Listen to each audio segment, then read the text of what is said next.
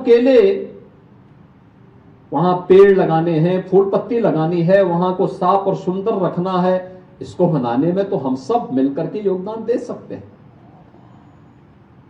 NCC है, NSS है, scout and guide है, इन सबका मदद लेकर के और विद्यालय के छात्रों की मदद लेकर के, अभिभावकों की मदद लेकर के हम उस कार्यक्रम को आगे बढ़ा सकते हैं।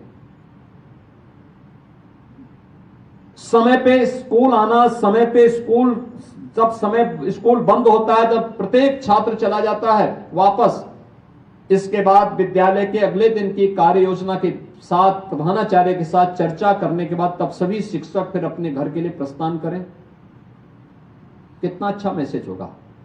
अलग अलग समय में अभिभावकों के साथ भी एक संवाद का कार्यक्रम हो, हम अभिभावकों के साथ संवाद बनाएं। कभी हमारा प्रयास होना चाहिए कि जो मॉर्निंग असेंबली होती है, उस मॉर्निंग असेंबली में हम समाज के कुछ ऐसे प्रतिष्ठित व्यक्ति को अलग अलग दिन अलग अलग व्यक्तित्व को बुला करके उनके विषय के बारे में 5 से 10 मिनट का एक उद्बोधन का कार्यक्रम रखवा सकते हैं। हम प्रतिदिन भारत की आध्यात्मिक परंपरा के प्रतीक श्रीमद् भगवद गीता का या रामचरितमानस का या किसी उत्कृष्ट कृति का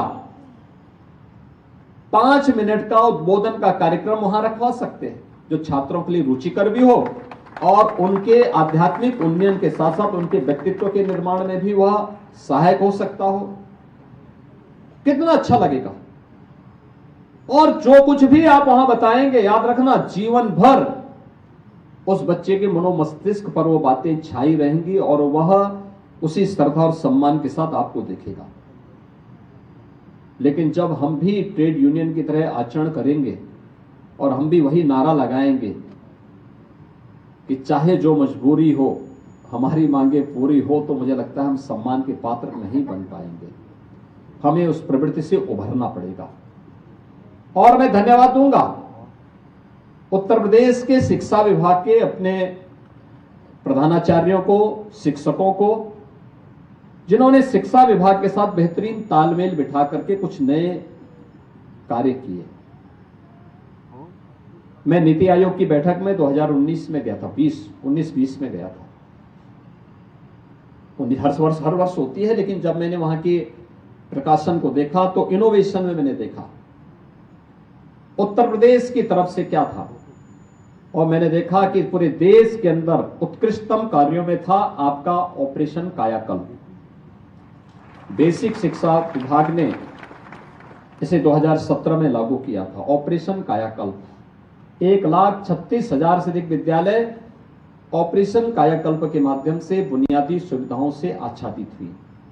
विद्यालय लग रहे हैं, अच्छे लग रहे हैं, छात्राओं की संख्या बढ़ी। ये गति तेजी के साथ आगे बढ़ी थी। बीच में 2-3 वर्ष का कालखंड कोरोना जैसी महामारी के कारण थोड़ा बाधित हुआ। इस शिक्षा के लिए, खासतौर पर बेसिक और माध्यमिक शिक्षा के लिए बहुत खराब समय था। लेकिन उस दौरान, उससे पहले जो कार्य प्रारंभ हुआ, स्कूल चलो अभियान और ऑपरेशन कायाकल्प, एक बेहतरीन प्रयास था। और उस प्रयास में हमने देखा कि ज्यादातर विद्यालयों में फ्लोरिंग का काम, रंग रोगन का काम, डिजिटल लाइब्रेरी का काम, पुस्तकालय बने, वहां की लैब्स बनी, बालक बालिकाओं के लिए शौचालय बने, पेयजल की व्यवस्था हुई, कुछ अच्छे कार्य वहां दिखाई दे और होड़ लगी फिर सीएसआर से उन पे सहयोग करने की। और फिर कोरोना कालखंड में आसानी से तकनीक का उपयोग करते हुए भी हम अपने बच्चों को इसकी जानकारी दे सकते हैं। इसके बारे में भी तमाम जगहों पर नए नए प्रयास प्रारंभ हुए। लेकिन मुझे अच्छा लगा कि बेसिक शिक्षा परिषद का ऑपरेशन कायाकल्प भारत के नीति आयोग के इनोवेशन का एक पार्ट बना और पूरे देश के अंदर सर्कुलेट हुआ कि देखो यूपी ने जैसे ऑपरेशन कायाकल्प के माध्यम से बेसिक शिक्षा परिषद के अभियान को आगे बढ़ाया है, ऐसे इस कार्यक्रम को आगे बढ़ाएं। और मैं चाहूंगा एक बार यहां पे जितने भी हमारे शिक्षक आए हैं,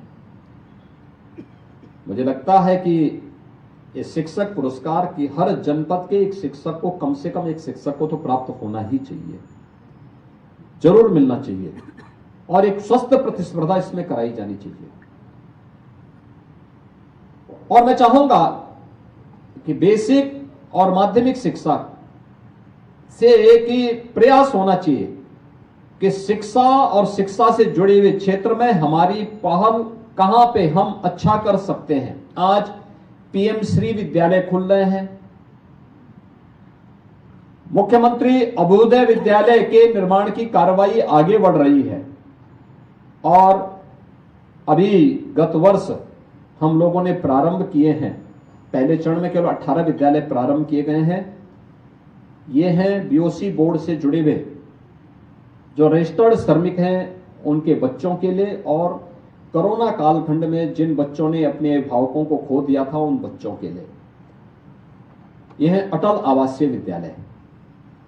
अटल आवासीय विद्यालय 18 प्रारंभ हो चुके हैं।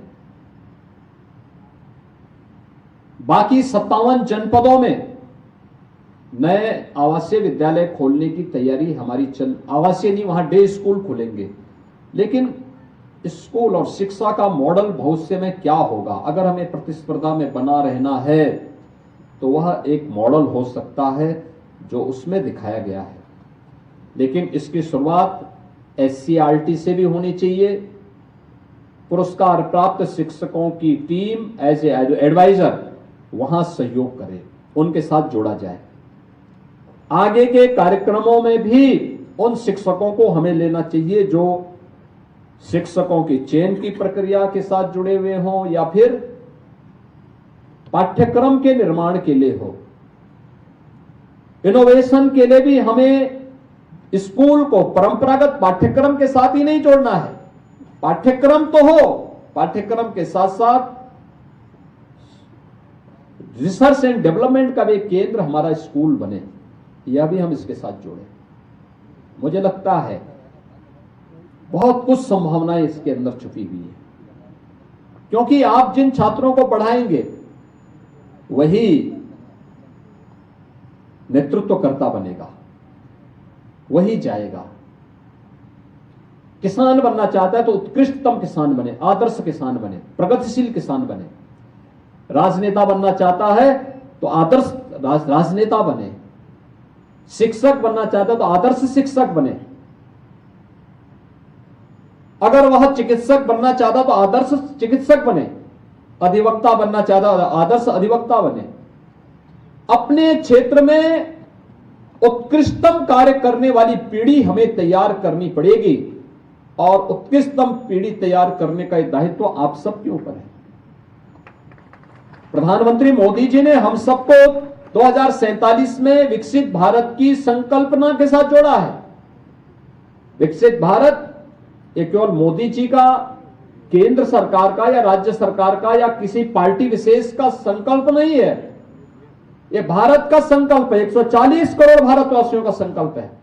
क्योंकि अगर हमारा देश विकसित होगा तो विकसित भारत दुनिया को नेतृत्व देगा।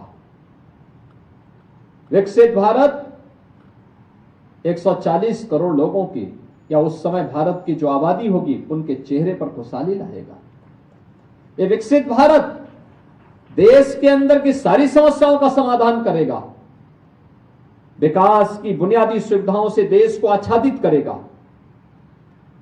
लेकिन इसकी शुरुआत तो नागरिक कर्तव्यों से होती है। हम अक्सर देखते हैं, हम में से हर व्यक्ति किसी से भी बात करिए, वो कहता है साहब मुझे ये नहीं मिला, मुझे ये नहीं मिला, मुझे ये नहीं मिला। और जब उनकी पूरी बात सुन लो तो फिर उनसे पूछो कि भाई आपने क्या किया, तो मौन हो जाता है, कहता साहब तो भूल गया था मैं। देखिए, अधिकार और कर्तव्य के बीच में जब कोई बात चले, अब समय आ गया है हमें कर्तव्यों की तरफ ज़्यादा ध्यान देना पड़ेगा। मेरा नागरिक कर्तव्य ये है और राष्ट्र के लिए, समाज के लिए और आने वाली पीढ़ी के उज्जवल भविष्य के लिए उन कर्तव्यों की तरफ ध्यान देते हुए हम आगे बढ़ेंगे तो परिणाम आएंगे। अधिकार आपको स्वयं मिल जाएंगे। हमारा देश खुशहाल होगा, सुरक्षित होगा, समृद्ध होगा तो आपके अधिकार से कोई आपको वंचित नहीं कर सकता। वो तो आपको स्वतःस्फूर्त भाव के साथ मिलना चाहिए। याद रखना, भीख मांग करके दान नहीं दिया जाता है। पुरुषार्थ से संचित जो भी इनकम होती है उसी से व्यक्ति दान भी देता है और उसी के अभियान को आगे बढ़ा सकता है और हमें उसी के साथ अपने आप को जोड़ना है। हम परिश्रमी बने, पुरुषार्थी बने, समाज को उस मार्ग पर आगे चलने के लिए प्रेरित करें, अपने कर्तव्यों के प्रति लोगों को आग्रही बनाएं। यह आज की सबसे बड़ी आवश्यकता है और मेरी आप सभी गुरुजनों से इस बारे में अपील होगी कि राष्ट्र के निर्माता के रूप में आप अपनी भूमिका को एक बार फिर से उसका मूल्यांकन जरूर करते हुए आगे बढ़िए। अपने विद्यालय को राष्ट्रीय शिक्षा नीति जो प्रधानमंत्री मोदी जी का विजन है, अभी से तैयारी होनी चाहिए। 2047 में हम कैसा भारत चाहते हैं हम जानते हैं। 2047 में से हम में से बहुत सारे लोग पता नहीं कहां रहते हैं, किस स्थिति में रहते हैं, लेकिन यह देश रहेगा। उस समय आपके कार्यों का मूल्यांकन उस समय की पीढ़ी कर रही होगी और उस समय की पीढ़ी आपके कार्यों का मूल्यांकन आपके प्रति श्रद्धा और कृतज्ञता व्यक्त करते हुए करे। इस रूप में हमें अपने आप को तैयार करना है और अब से शुरुआत हुई जो पहल होगी इसके परिणाम 2047 में हमें प्राप्त होते हुए दिखाई देंगे। आज के इस अवसर पर बेसिक और माध्यमिक शिक्षा विभाग ने आज इस शिक्षक दिवस के अवसर पर 54 शिक्षकों को आज यहां पे राज्य शिक्षक पुरस्कार और मुख्यमंत्री पुरस्कार से, शिक्षक पुरस्कार से सम्मानित करने की जो पहल की है। और मैं चाहूंगा कि हर वर्ष अलग अलग जगह ये कार्यक्रम होते रहने चाहिए। गोरखपुर हो गया, कभी मेरठ में भी कर लीजिए, कभी झांसी की तरफ और कभी प्रयागराज की ओर भी आप करें, वाराणसी में भी करें, अयोध्या में भी करें। अलग अलग राज्य के अलग अलग जनपदों में कार्यक्रम अगर होते रहेंगे तो मुझे लगता है कि ये अच्छी पहल होगी और वहां के भी शिक्षकों को उसके साथ जुड़ने और नई प्रतिस्पर्धा को आगे बढ़ाने की आवश्यकता होगी। एक नया बल उससे प्राप्त होगा। मैं एक बार फिर से जिन शिक्षकों को आज यहां सम्मान प्राप्त हुआ है, बेसिक के भी और माध्यमिक के भी, उन सबका हृदय से एक बार फिर से अभिनंदन करता हूं। और मैं चाहूंगा कि बेसिक भी और माध्यमिक भी इन 54 शिक्षकों ने किस क्षेत्र में अच्छा कार्य किया है उसकी एक अच्छी वो तैयार करते हुए और फिर उसको सभी विद्यालयों में सर्कुलेट जरूर करवाएं कि देखो फलाने शिक्षक ने ये एक अच्छे काम किए थे, फलाने ने ये काम किए थे, फलाने ने ये काम किए थे और इन कार्यों के कारण हम लोगों ने उन्हें सम्मानित किया है। ऐसे ही माध्यमिक में भी, ऐसे ही जो स्ववित्त पोषित विद्यालयों के हैं, हम सबको अपने साथ जोड़े, स्ववित्त पोषित हो या वित्त पोषित या गवर्नमेंट से जुड़े हुए, उन सबको अगर हम जोड़ करके कार्य करेंगे और अच्छे कार्यों की, जैसे आप लोगों ने शिक्षकों के बारे में एक संक्षिप्त परिचय दिया है, किस क्षेत्र में उन्होंने विशिष्ट योगदान दिया है या कोई इनोवेशन है या कोई अन्य पद्धति है, इसके बारे में भी अगर हम उसके बारे में बता पाएंगे तो वह मुझे लगता है कि अन्य विद्यालयों को भी हो सकता है कि उन्होंने भी और अच्छा किया हो तो अगली बार उन्हें भी अपना रजिस्ट्रेशन कराने का एक अवसर प्राप्त होगा, जिससे अधिक से अधिक शिक्षकों को हम इस सम्मान के साथ जोड़ सकेंगे। एक बार फिर से मैं आप सबका हृदय से बधाई देते हुए आप सबका अभिनंदन करता हूं। धन्यवाद। जय हिंद।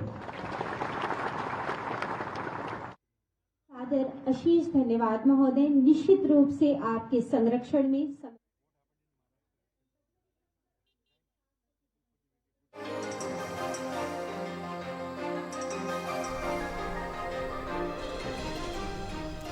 तो मुख्यमंत्री योगी आदित्यनाथ को आप सुन रहे थे। चलिए बढ़ते अगली खबर की तरफ। लखनऊ में